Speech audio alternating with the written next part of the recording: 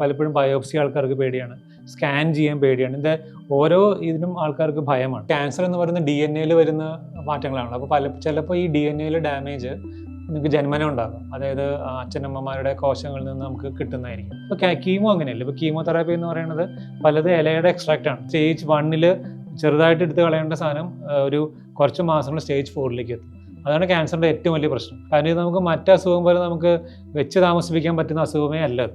കാരണം വെച്ച് താമസിപ്പിക്കുന്നതോറും അതിൻ്റെ വ്യാപ്തി കൂടി വരുള്ളൂ. പക്ഷെ ഇപ്പോൾ സ്റ്റേജ് 4 പോലും ക്യൂർ ആവുന്നവരുണ്ട്. അപ്പോൾ അത് ഈ സ്റ്റേജിൻ്റെ പ്രസക്തി മാറി വരികയാണ്.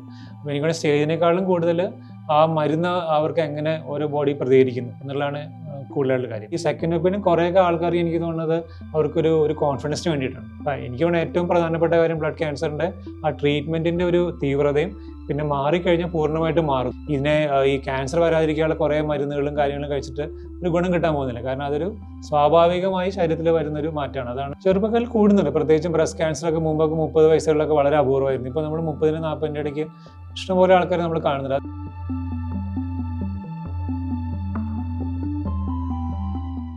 ക്യാൻസറിൻ്റെ ചികിത്സ നമ്മുടെ മോഡേൺ മെഡിസിനിലാണ് ഏറ്റവും ഫലപ്രദമായി ചെയ്യാൻ കഴിയുന്നത്. മറ്റ് ചികിത്സാ രംഗങ്ങളിൽ അത് ഇല്ല എന്ന് തന്നെ നമുക്ക് പറയാനും കഴിയും.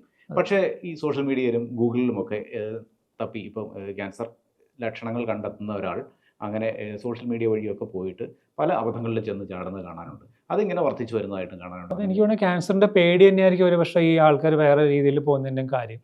കാരണം ഒരു ആശുപത്രിയിൽ പോയി ടെസ്റ്റ് എടുക്കാൻ പലപ്പോഴും ബയോപ്സി ആൾക്കാർക്ക് പേടിയാണ്, സ്കാൻ ചെയ്യാൻ പേടിയാണ്. ഇതിൻ്റെ ഓരോ ഇതിനും ആൾക്കാർക്ക് ഭയമാണ്.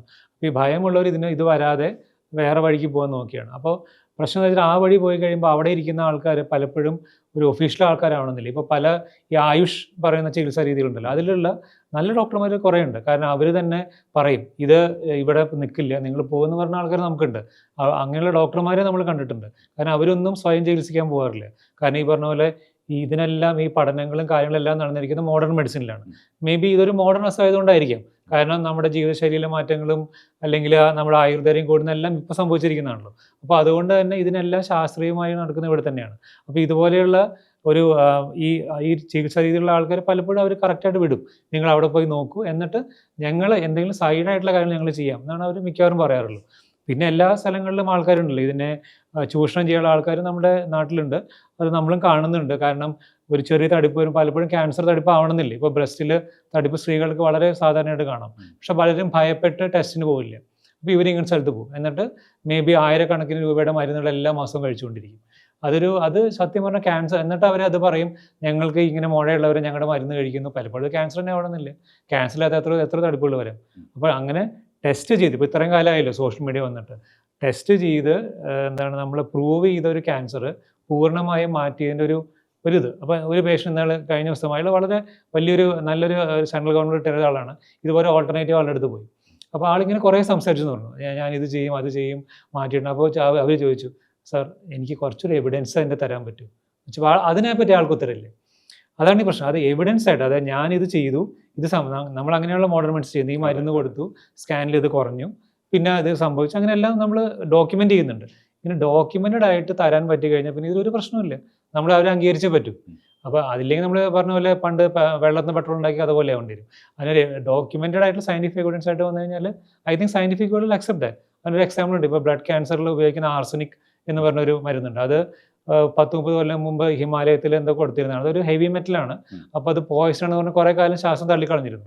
പക്ഷെ പിന്നെ പഠനങ്ങൾ നടത്തി അവർ പറഞ്ഞു ഇത് കൃത്യമായ അളവിൽ കൊടുത്താൽ നല്ലതാവും. ഇപ്പോൾ കീമോ അങ്ങനെയല്ല. ഇപ്പോൾ കീമോതെറാപ്പി എന്ന് പറയുന്നത് പലത് ഇലയുടെ എക്സ്ട്രാക്റ്റാണ്. പക്ഷെ അത് നമ്മൾ വെറുതെ ഇല കൊടുക്കുകയല്ല ചെയ്യുന്നത്, നമ്മളത് കറക്റ്റായിട്ട് ഇത് കൊടുക്കും. പക്ഷെ പലപ്പോഴും എന്താ വെച്ചാൽ നാട്ടു ചികിത്സയ്ക്ക് പോകുന്ന ആൾക്കാർക്കും അവർ കൊടുക്കുന്നത് തന്നെയാണ്. അപ്പോൾ അതിൽ മേ ബി ക്യാൻസറിൻ്റെ കോശങ്ങളെ കുറയ്ക്കുന്ന കെമിക്കൽസ് ഉണ്ടാവും, ഇല്ല നമ്മൾ പറയുന്നില്ല, എലിമെൻ്റ് ഉണ്ടാവും. കാരണം ഈ പല കീമോ മരുന്നുകൾ ഉണ്ടാക്കുന്നത് അതെന്നാണ്. പക്ഷെ നമ്മളത് കറക്റ്റായിട്ട് പ്യൂരിഫൈ ചെയ്ത് കൊടുക്കുന്നു. ഇത്ര കൊടുത്തത് സംഭവിക്കുന്നത് നമുക്കറിയാം. പക്ഷെ നാട്ടുമരുന്ന് കൊടുക്കുമ്പോൾ പ്രവർത്തിച്ചാലും നമുക്ക് കൃത്യമായിട്ട് അറിയാൻ പറ്റുന്നില്ല. അപ്പോൾ അതൊക്കെയാണ് അതിലൊരു സയൻറ്റിഫിക്കായി വരുന്ന പ്രശ്നം. ഈ ഇത്തരത്തിലുള്ള ഹാഫ് കുക്ക്ഡ് ആയിട്ടുള്ള വിവരങ്ങൾ വെച്ചിട്ടായിരിക്കും വ്യാജ ചികിത്സകരും. അതിലെ കഷ്ടം എന്താ വെച്ച് കഴിഞ്ഞാൽ പലപ്പോഴും ഈ മുമ്പ് പറഞ്ഞ സ്റ്റേജസ് ഉണ്ടല്ലോ. ഇപ്പോൾ ക്യാൻസറിന് ഒരു ചെറിയൊരു മുഴ ഒരു വലിയ തടിപ്പാവണമെങ്കിൽ പലപ്പോഴും ആഴ്ചകളോ മാസങ്ങളോ എടുക്കും. പക്ഷെ ആൾക്കാർ പലപ്പോഴും ഈ ഒരു പേടി കാരണം കറക്റ്റായിട്ട് ചെയ്യാതിരുന്ന ഇങ്ങനെയുള്ള വേറെ ട്രീറ്റ്മെൻറ്റ് പോകും. അത് സ്റ്റേജ് 1 ചെറുതായിട്ട് എടുത്ത് കളയേണ്ട സാധനം ഒരു കുറച്ച് മാസങ്ങൾ സ്റ്റേജ് 4ലേക്ക് എത്തും. അതാണ് ക്യാൻസറിൻ്റെ ഏറ്റവും വലിയ പ്രശ്നം. കാരണം ഇത് നമുക്ക് മറ്റ് അസുഖം പോലെ നമുക്ക് വെച്ച് താമസിപ്പിക്കാൻ പറ്റുന്ന അസുഖമേ അല്ല അത്. കാരണം വെച്ച് താമസിപ്പിക്കുന്നതോറും അതിൻ്റെ വ്യാപ്തി കൂടി വരികയുള്ളൂ. കാരണം അത് വൺസ് അത് സ്റ്റാർട്ട് ചെയ്ത് കഴിഞ്ഞാൽ അത് നിൽക്കുക എന്ന് പറയുന്നത് മേ ബി ലക്ഷത്തിൽ ഒരാൾക്ക് സംഭവിക്കായിരിക്കും, അല്ലാതെ നമുക്കത് നമുക്ക് വിശ്വസിക്കാൻ പറ്റില്ല. വളരെ വേഗത്തിൽ തന്നെ ഇത് വളരെ വേഗത്തിൽ പഠിക്കും. നമ്മൾ കാണുന്നുണ്ട് ഇപ്പോൾ ആൾക്കാർ സ്ഥിരം കഥ പറയുമ്പോൾ എങ്ങനെ ബ്രസ്റ്റൊക്കെ എഗെയിൻ നമ്മൾ ചോദിക്കുന്നത് എങ്ങനെ ഇത്ര വലുതായി, അപ്പോൾ അവർ പറയും ഇത് എൻ്റെ മോൻ്റെ പരീക്ഷ ഉണ്ടായിരുന്നു, അല്ലെങ്കിൽ മോളുടെ കല്യാണം ഉണ്ടായിരുന്നു, ഇതല്ല അല്ലെങ്കിൽ പേടിയായിരുന്നു, അങ്ങനെ മാസങ്ങൾ കൊണ്ട് വലുതായി വരും. അതും നമുക്ക് ചില കഥകളുണ്ടാവും. നമ്മൾ ഇതുപോലെ ഒരു പേഷ്യൻ്റ് വന്ന് സംസാരിച്ചുകൊണ്ടിരിക്കുമ്പോൾ അമ്മയ്ക്ക് വലിയൊരു തടിപ്പുണ്ട്. അപ്പോൾ അവസാനം ഒരു ദിവസം ഒരു എന്താണ് ഇതിൽ ബ്ലൗസിൽ ബ്ലഡ് കണ്ടിട്ടാണ് അവർ വന്നത്. എന്നിട്ട് ഇത് പറഞ്ഞിട്ട് അമ്മയും മോളും തമ്മിൽ ഭയങ്കര വഴക്കായി പെട്ടെന്ന്.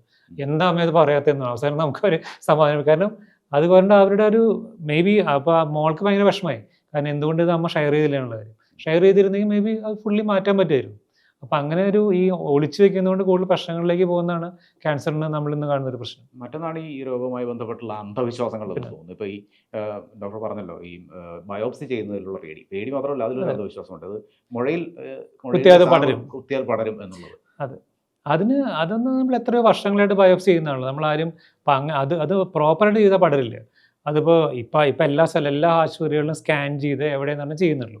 അതല്ലാതെ വെറുതെ പോയി കുത്തുന്നത് ഇപ്പോൾ ആരും ചെയ്യുന്നില്ല. അങ്ങനെ വരുമ്പോഴാണ് സ്പ്രെഡ് ആവാൻ ചാൻസ് ഉള്ളത്. അല്ലാതെ കറക്റ്റായിട്ട് എടുത്താൽ അതിനൊരു നീർക്കെട്ടുണ്ടാവും. അത് കാണുമ്പോഴാണ് ആൾക്കാർ പേടിക്കുന്നത്.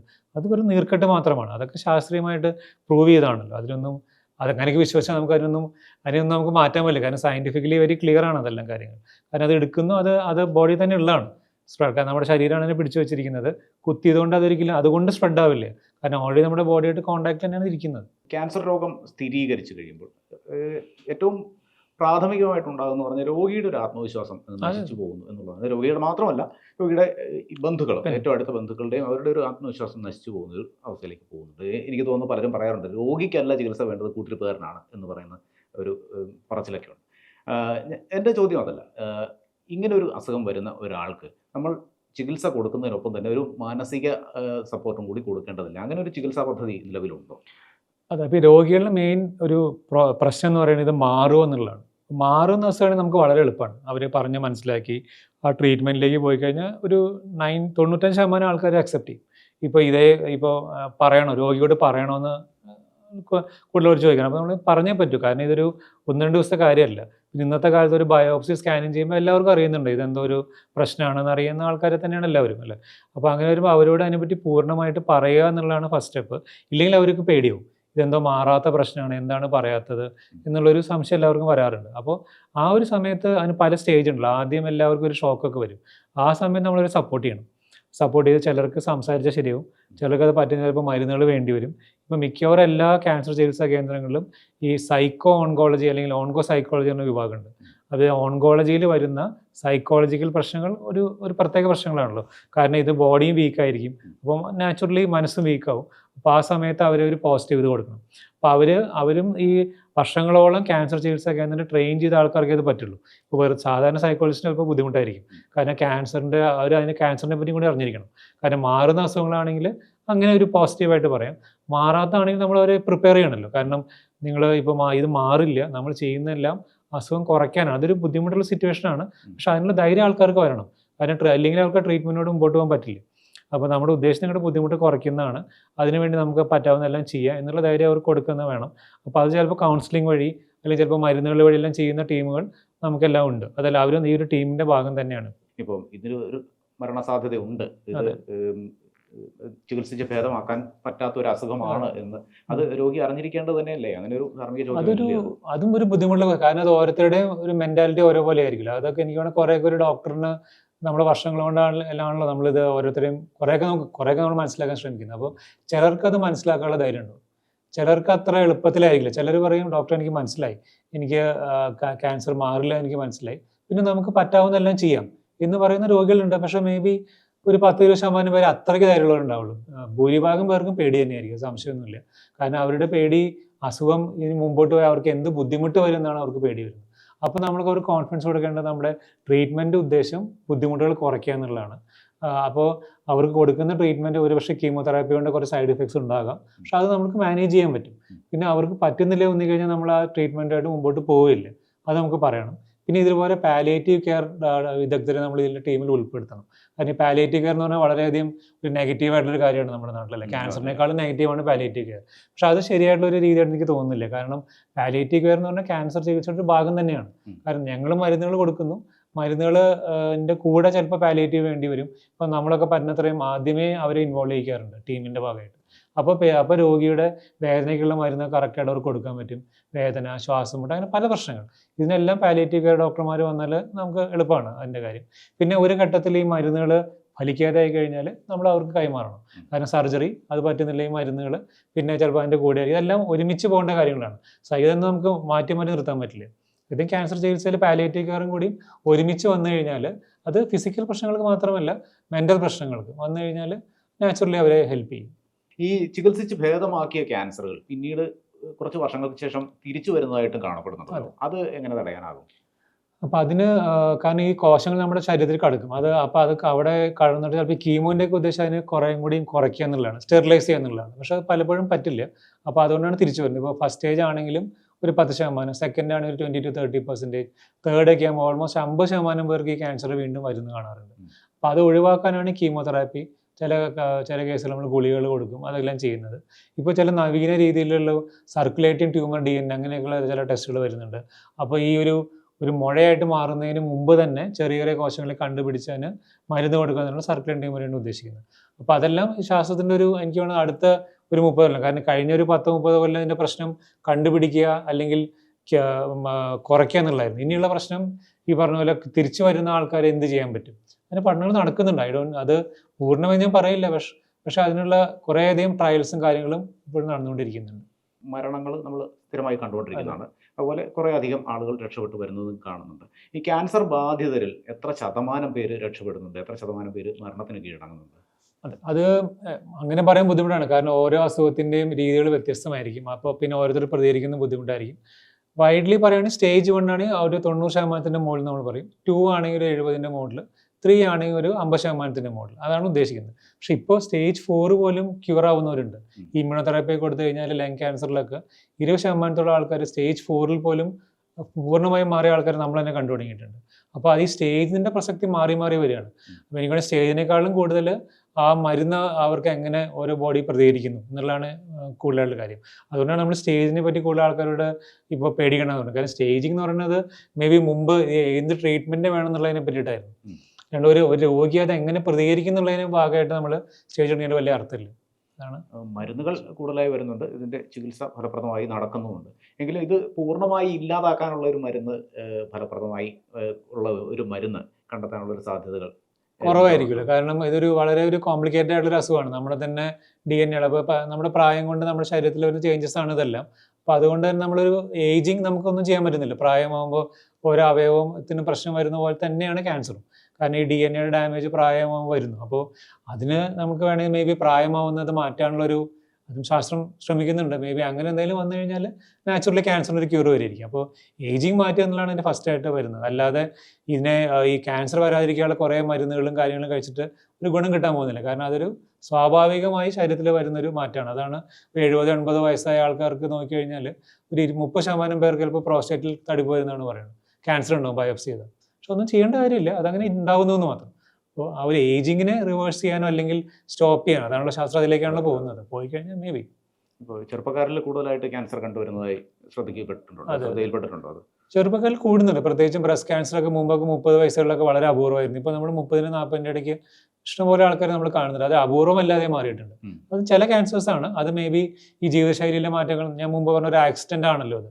അപ്പോൾ നമ്മുടെ ചില ഭാഗങ്ങളിൽ നമുക്ക് ചേഞ്ചസ് വരുന്നുണ്ട് നാച്ചുറലി. നമ്മൾ ജീവിക്കുന്ന ശ്വസിക്കുന്ന വായു, കുടിക്കുന്ന വെള്ളം, കഴിക്കുന്ന ഭക്ഷണം, ഇതിലെല്ലാം വിഷാംശമുണ്ട് എന്നുള്ളത് എല്ലാവർക്കും അറിയുന്ന കാര്യങ്ങളാണ്.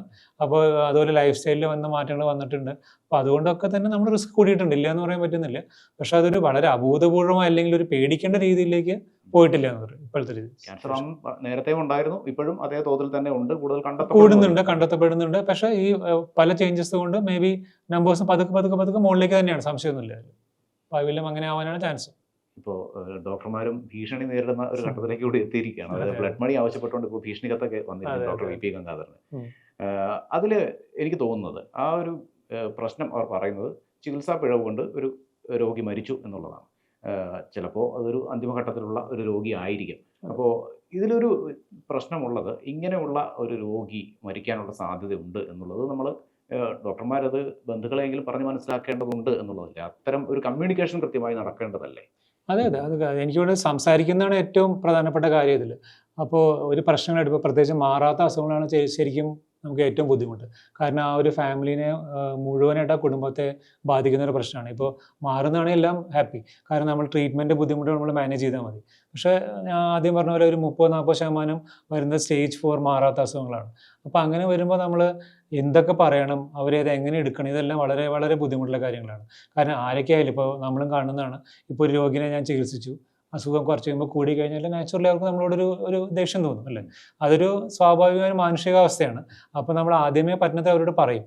കാരണം ഇതൊക്കെയാണ് നമ്മൾ ഉദ്ദേശിക്കുന്നത്, ഇത്രയൊക്കെയാണ് നമുക്ക് ഇതിൽ കിട്ടുന്നത്, ഇതില്ലെങ്കിൽ ഇത് നമുക്ക് എങ്ങനെ പോകും നമുക്ക് പറയാൻ പറ്റില്ല. ഇതെല്ലാം സമയമെടുത്ത് രോഗിയോട് സംസാരിക്കണം. അപ്പോൾ ആൾക്കാർ വീണ്ടും ചോദിക്കും ഇതൊക്കെയാണ്, പിന്നെ ഞങ്ങളൊരു ഒപ്പീനിയൻ എടുത്തോട്ടെ, XYZ സ്ഥലങ്ങളിൽ പോയിക്കോട്ടെ എന്നൊക്കെ സ്ഥിരം. അപ്പോൾ നമ്മളൊരു ഒപ്പീനിയൻ വേണം ക്യാൻസറിന്. കാരണം ഇതിനെല്ലാം ഒരു പ്രോട്ടോകോൾസ് ഉണ്ട്. നമ്മൾ പറയും ക്യാൻസർ ചികിത്സ എളുപ്പമാണ്, കാരണം ഇതെല്ലാം ഗൈഡ് ലൈൻസ് ഉണ്ടാക്കിയിട്ടുണ്ട്, ഇതിനിങ്ങനെ പോകണം, അതെല്ലാം ശരിയായിരിക്കാം. പക്ഷേ ഗൈഡ് ലൈൻസ് ആണ് നമ്മളെല്ലാവരും പോകുന്നതും ഗൈഡ് ലൈൻസ് വഴി നമ്മളെല്ലാവരും പോകാറുള്ളൂ. അതിനപ്പുറത്തൊന്നും നമ്മളാരും പോകാറില്ല. പക്ഷേ എന്നിരുന്നാലും ഓരോ രോഗിക്ക് ഒരു പ്രശ്നം വരുമ്പോൾ അത് പലപ്പോഴും ഇപ്പോൾ ഞാനോ പ്രോട്ടോക്കോളോ പറഞ്ഞിട്ട് കാര്യമില്ല. അത് മേ ബി വേറൊരു ഡോക്ടറെ അടുത്ത് പോയി കഴിഞ്ഞാൽ, അല്ലെങ്കിൽ ഒരു ടീം ഓഫ് ഡോക്ടേഴ്സ്, നമ്മൾ ഈ ഒരു എമിനൻസ് ബേസ്ഡ് നിന്ന് കുറേയൊക്കെ എവിഡൻസ് ബേസ്ഡിലേക്ക് പോവാണ്. അതായത് ഒരു സൂപ്പർ സ്റ്റാർ ഡോക്ടർമാരുടെ ഒരു സൂപ്പർ സ്റ്റാർ ട്രീറ്റിംഗ് ടീം വേണമെന്നാണ് നമ്മൾ പറയുന്നത്. കാരണം ക്യാൻസർ ചികിത്സ പറഞ്ഞാൽ അത്ര എളുപ്പമുള്ള കാര്യമില്ല. ഒരാളല്ല ചികിത്സിക്കുന്നത്. ഇപ്പോൾ ഞാനല്ല എല്ലാം തീരുമാനിക്കേണ്ടത്. ഇപ്പോൾ സർജൻ വേണം, റേഡിയേഷൻ വേണം, ഈവൻ സൈക്കോളജിസ്റ്റ്, പാലിയേറ്റീവ്, ഇവരെല്ലാം അടങ്ങുന്ന ഒരു ടീം ഓഫ് ആൾക്കാരാണ് വേണ്ടത്. അങ്ങനെ ടീം വരുമ്പോൾ ഗുണം എന്താ വെച്ച് കഴിഞ്ഞാൽ രോഗി പല ഡോക്ടർമാരിൽ നിന്ന് പല കാര്യങ്ങൾ മനസ്സിലാക്കും. ഇപ്പം ഞാൻ പറയുന്നത് മാത്രമല്ല, അപ്പോൾ അവർക്ക് കുറേ കൂടി അസുഖത്തെ പറ്റി അറിയാൻ പറ്റും. അപ്പോൾ ഈ അറിയുന്നത് കുറേ നല്ലതാണ്. പിന്നെ വേറൊരു ടീമിൻ്റെ അടുത്ത് പോകുമ്പോൾ അവർക്ക് മനസ്സിലാവും. ഇതെല്ലാം നമ്മൾ വീണ്ടും വീണ്ടും പറഞ്ഞുകൊണ്ടിരിക്കണം. കാരണം ഈ അസുഖം കൂടുന്നുണ്ടാവാം, സ്റ്റേജ് 4 ആയി മാറാത്ത സിറ്റുവേഷൻ വരാം. അപ്പോഴെല്ലാം നമ്മൾ അവരെ ഇരുത്തി സംസാരിച്ച് കാര്യങ്ങൾ മനസ്സിലാക്കി കഴിഞ്ഞാൽ പ്രശ്നങ്ങൾ വരാൻ പാടുകയില്ല. പിന്നെ ഈ ബ്ലഡ് മണി എന്ന് പറയുന്നത് ഐ തിങ്ക് അതൊരു ഭയങ്കര ഡേഞ്ചറസ് ആയിട്ടുള്ള സിറ്റുവേഷൻ തന്നെയാണ്. കാരണം അതൊരു ഭീഷണിയുടെ രൂപത്തിൽ എനിക്ക് കാണാൻ പറ്റുന്നുള്ളൂ. കാരണം അത് ഒരു ഭാവിയിൽ നോക്കിയാണ് വളരെ ഒരു ഇതാണ്, എല്ലാവരും പേടിക്കേണ്ട ഒരു പ്രവണതയായിട്ട് തന്നെയാണ് വരുന്നത്. കാരണം ഒരു അസുഖം വരുമ്പോൾ ഇത് എല്ലാവർക്കും അറിയുന്ന കാര്യങ്ങൾ തന്നെയാണ്. പക്ഷേ ലാസ്റ്റ് മിനിറ്റിൽ ചിലപ്പോൾ ഇതിൻ്റെ പിന്നിൽ ആരെങ്കിലുമൊക്കെ ആയിരിക്കും, നമുക്കറിയില്ല എന്തൊക്കെയാണ് ഇതിൻ്റെ ഇതുള്ളത്. പക്ഷേ എനിവേ ഇതൊരു പുതിയൊരു കാര്യമാണ്. നമുക്ക് വളരെയധികം അതിനകത്ത് ആദ്യം തന്നെ മുളയിലെ നുള്ളേണ്ട ഒരു പ്രവണതയും കൂടിയാണ്. ഈ സെക്കൻഡ് ഒപ്പീനിയൻ എന്നുള്ളത് ഈ അസുഖത്തിൽ ഒരു വളരെ പ്രധാനപ്പെട്ട ഒരു സംഗതിയാണെന്ന് തോന്നുന്നു. ഡോക്ടർ പറഞ്ഞതനുസരിച്ച് മറ്റ് അസുഖങ്ങൾക്ക് പലരും സെക്കൻഡ് ഒപ്പീനിയൻ നോക്കാറുണ്ടെങ്കിലും അത് അത്ര കോമൺ അല്ല. ക്യാൻസറിന് അതൊരു വളരെ പ്രധാനപ്പെട്ട ഒരു സംഗതി തന്നെയാണ്. അത് കാരണം അത് മനസ്സിലാക്കാൻ അവർക്ക് എളുപ്പമാവും. കാരണം ഈ സെക്കൻഡ് ഒപ്പീനിയൻ വലിയൊരു പ്രസക്തി ഇല്ല. കാരണം എല്ലാവരും ചെയ്യുന്നത് ആ ഒരു പ്രോട്ടോകോൾ അനുസരിച്ച് പോകുക എന്നുള്ളതാണ്. അതല്ലാതെ ഔട്ട് ഓഫ് ദ വേ നമ്മൾ ചെയ്യാൻ പാടില്ല എന്നാണല്ലോ സയൻസ്. അങ്ങനെയാണല്ലോ, ഈ ഒരു അസുഖത്തിന് ഈ ഒരു സ്റ്റേജിൽ ഇന്നതാണ് ചെയ്യേണ്ടത് എന്ന് വ്യക്തമായി പറഞ്ഞിട്ടുണ്ട്, ക്യാൻസറിൽ പ്രത്യേകിച്ച്. അപ്പോൾ ഈ സെക്കൻഡ് ഒപ്പീനിയൻ കുറേയൊക്കെ ആൾക്കാർ എനിക്ക് തോന്നുന്നത് അവർക്കൊരു കോൺഫിഡൻസിന് വേണ്ടിയിട്ടാണ്. ഇപ്പോൾ പേഷ്യൻസ് പറയും, ഇപ്പോൾ നമ്മൾ സംസാരിക്കും പേഷ്യൻറ്റിനോട്, അപ്പോൾ അവർ ഫസ്റ്റ് ആദ്യമായിട്ട് അറിയുമ്പോൾ അവർക്ക് പലപ്പോഴും ഇത് അംഗീകരിക്കാൻ ബുദ്ധിമുട്ടായിരിക്കും. അപ്പോൾ അവർ ചിലപ്പോൾ കുറച്ച് കഴിയുമ്പോൾ, ഇന്നൊരു പേഷ്യൻ്റ് ഇതുപോലെ വേറൊരു ആശുപത്രിയിൽ പോയി അവരിതെല്ലാം കണ്ടു, എന്നിട്ട് അവർ പറഞ്ഞു ഓക്കെ ഡോക്ടർ ഇതൊക്കെ തന്നെയാണ് ഞങ്ങൾ ചെയ്യുന്നത്. ഇത് പറയാൻ പറ്റി കഴിഞ്ഞാൽ കുറേ പ്രശ്നങ്ങൾ മാറിക്കിട്ടും. കാരണം നമ്മുടെ അടുത്ത് ആൾക്കാർ വരാറുണ്ട്. അപ്പോൾ നമ്മൾ പറയാതെ ഇതൊക്കെ തന്നെയാണ് നിങ്ങൾ ചെയ്യേണ്ടത് എന്ന് പറഞ്ഞാൽ പലപ്പോഴും ഒരു തിരിച്ചു പോകും. നമ്മളാരും ഇവിടെ വരണം നമ്മൾ പറയാറൊന്നുമില്ല. അപ്പോൾ ഇത് അവർക്കൊരു കോൺഫിഡൻസ് കൊടുക്കുക എന്നുള്ളതാണ്. അത് as A society, as A community നമ്മൾ ചെയ്യേണ്ട കാര്യങ്ങളാണ്. അങ്ങനെ വരുമ്പോൾ ആൾക്കാർക്ക് ഒരു കോൺഫിഡൻസ് വരും, കൃത്യമായിട്ട് മുമ്പോട്ട് പോകാൻ പറ്റും. പിന്നെ വിഷമം പിടിച്ച കേസുകളുണ്ടാവും. അപ്പോൾ നമ്മൾ തന്നെ പറയും ഈ ഒരു കേസ് അത്ര സാധാരണയല്ല, ഇത് മേ ബി നിങ്ങൾക്ക് ഒരു RCCയിലോ അല്ലെങ്കിൽ മറ്റേ CMCയോ ടാറ്റ മെമ്മോറിയൽ അങ്ങനെയുള്ള വലിയ ആശുപത്രികൾ ഉണ്ടാവുമല്ലോ. കാരണം അവിടെ കുറേയധികം രോഗികൾ വരുന്ന സ്ഥലങ്ങളാണ്. അവർ കുറേ കൂടി അപൂർവമായ അസുഖങ്ങൾ കാണുന്നുണ്ടാവാം. അപ്പോൾ അങ്ങനെ വരുമ്പോൾ അവിടെ പോകാനാണ് നമ്മൾ തന്നെ പറയാറുണ്ട് പലപ്പോഴും. അതും ഇമ്പോർട്ടൻ്റ് ആണ്. പല തരത്തിലുള്ള ക്യാൻസറുകളെ കുറിച്ച് പറയാനുണ്ട്. ഓരോന്നിനും ഓരോ രോഗത്തിനും ഓരോ പ്രത്യേകതകളാണ് ഉള്ളത്. പക്ഷേ അതിൽ വ്യത്യസ്തമായി നിൽക്കുന്ന ഒന്നാണ് ഈ ബ്ലഡ് ക്യാൻസർ എന്നുള്ളത്. അതിൻ്റെ ഒരു ചികിത്സ എങ്ങനെയാണ്? ബ്ലഡ് ക്യാൻസറിൽ പ്രധാന ചികിത്സ മരുന്നുകൾ തന്നെയാണ്. കാരണം ഇത് സർജറിയോ റേഡിയേഷനോ ഒന്നും വരുന്നില്ല. കാരണം ബ്ലഡിലാണല്ലോ. അപ്പോൾ നമ്മൾ മരുന്ന് കൊടുക്കുന്നു, നന്നായിട്ട് കുറയുന്നു.